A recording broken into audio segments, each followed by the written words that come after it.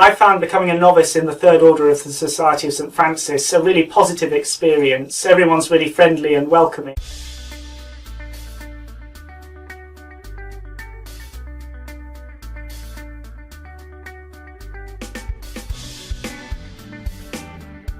An order is, to all intents and purposes, a community of people who all share a similar viewpoint, perhaps, and although not the same rule of life in the Third Order, all have a similar rule of life. What Franciscans and other orders give you is a chance to be with Christ in a group. And I think you need to be in a group to sort of really grow in faith. The Third Order is really important because Francis saw the need for it and he founded it for those who couldn't leave their families to follow him, for those who had responsibilities and needed to earn a living and keep their wives, husbands, children safe.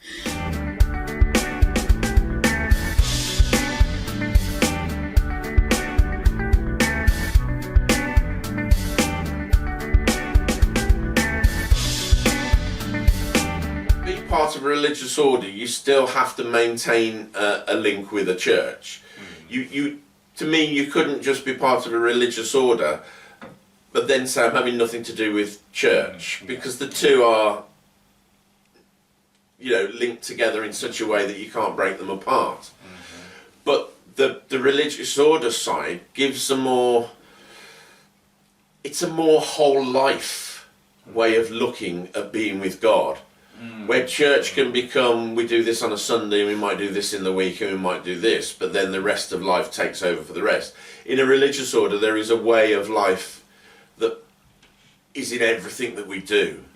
I know it was revived in the Church of England. It had been in England and then it lapsed, and I think it's about the 1930s a group of men and women got together and thought it might be a good idea to try again, because there were people who were asking to live. It's not the only society of oblates or followers this way, but it is the oldest.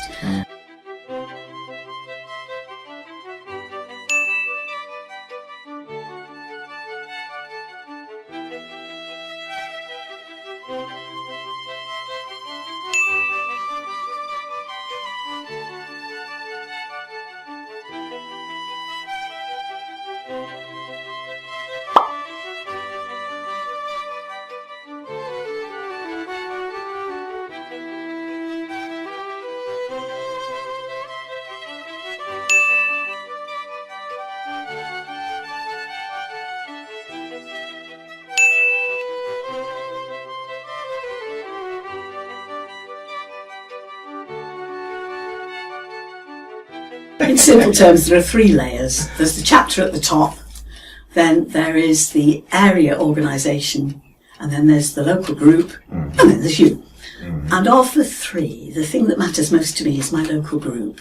Your immediate contact is your local group, which is usually sort of half a dozen to 10 people in a group that meet regularly. And you are brothers and sisters. You may not know each other at the start, but you're of a like mind. And because we all practice prayer and Bible reading, we meet together and we will do study and we will play games occasionally and we'll talk a lot and laugh. Then you have the area, which is, our area is Wyvern Group, which is a bigger area. It's a bit like a deanery in a church, say, or a circuit in a Methodist church. And that is a group of, that is where all the local groups are part of an area, and therefore something like 3 or 4 times a year usually the area all meets together. Our area meet together 4 times, 5 times, sometimes more in the year. It depends what people want to organise. And we've just had a wonderful quiet day.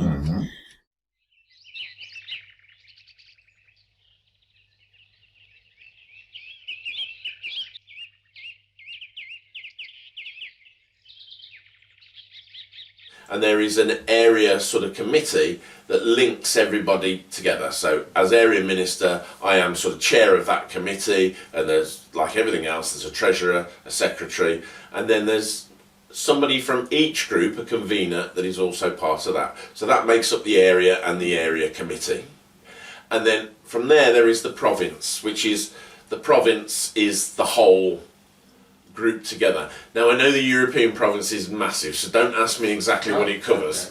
So the province is guided by a provincial minister, so you're a member of a local group, which is a member of it, which is part of an area.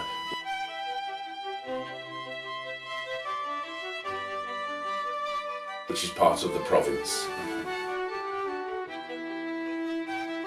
Well, a novice is really the first stage at which you've made an official commitment to be in the TSSF. Before that, you're just a postulant, in the sense that you are positing going into the TSSF, or begin studying the novice notes with your novice guardian, in order to explore what it is that what it means to be a Franciscan in the Third Order. The novitiate usually lasts about 2 years. At the end of that, you become a fully professed Franciscan of the Third Order. Yeah.